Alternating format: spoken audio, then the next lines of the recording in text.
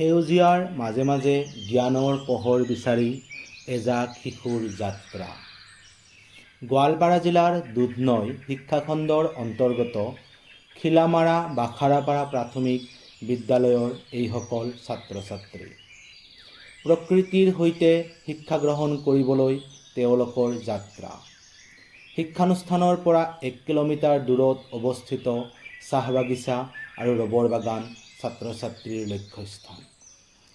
ব্যৱহাৰিক শিক্ষা লাভৰ জৰিয়তে ছাত্ৰ ছাত্ৰীসকলে প্ৰকৃতিৰ সৈতে কেনেদৰে সহাৱস্থান কৰিব পাৰি, প্ৰকৃতি প্ৰেম কি, এই সকলোসমূহ জ্ঞান অভিজ্ঞতা আহৰণৰ উপৰিও ছাত্ৰ ছাত্ৰীসকলে ক্ষেত্ৰ ভ্ৰমণৰ জৰিয়তে পাঠ্যপুথিগত বিভিন্ন বিষয় যেনে উদ্ভিদ, চৰাই, চিৰিকটি, জীৱ-জন্তু ইত্যাদিৰ বিষয়ে প্ৰত্যক্ষ জ্ঞান লাভ কৰিবলৈ সক্ষম হ'ব।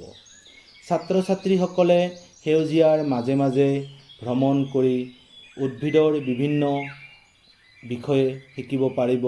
ছাত্ৰ ছাত্ৰীয়ে বৃক্ষ, গুল্ম, লতা, তৃণ চিনাক্ত কৰিব পাৰিব।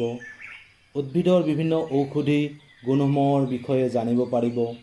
ফল ফুলৰ আকৃতি, গন্ধ এইসমূহৰ অভিজ্ঞতা ছাত্ৰ ছাত্ৰীয়ে পাব। চৰাই, জীৱ-জন্তুৰ মাত শুনিবলৈ চেষ্টা কৰিব। চৌপাশে দেখিবলৈ পোৱা বিভিন্ন জীৱ-জন্তুৰ মাংসভোজী, তৃণভোজী, সৰ্বভোজী সেইসমূহৰ তালিকাকৰণ কৰিবলৈ ছাত্ৰ ছাত্ৰীয়ে সুবিধা লাভ কৰিব। খিলামাৰা গাঁৱৰ এগৰাকী ক্ষুদ্ৰ চাহ খেতিয়ক খগেন ডেকা। এয়া তেখেতৰে চাহ বাগিচা। চাহ বাগিচাত ছাত্ৰ ছাত্ৰীসকলে নিৰীক্ষণ কৰিছে বিভিন্ন উদ্ভিদসমূহ। আহকচোন আমি চাওঁ ছাত্ৰ ছাত্ৰীসকলৰ এই যাত্ৰাৰ বিভিন্ন দৃশ্যাংশসমূহ।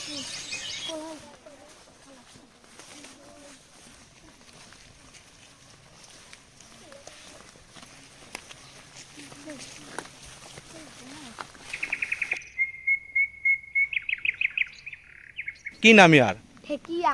ঢেকীয়া ফুল ফুলা উদ্ভিদ নে ফুল নুফুলা উদ্ভিদ? ফুল নুফুলা উদ্ভিদ।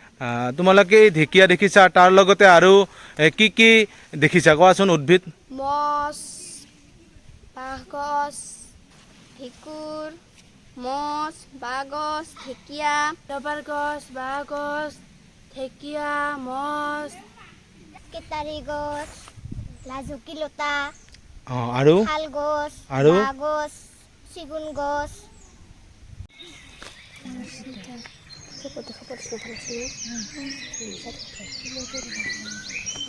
অনুপ, তোমালোকে কি বিচাৰি পাইছা ইয়াত? মছ,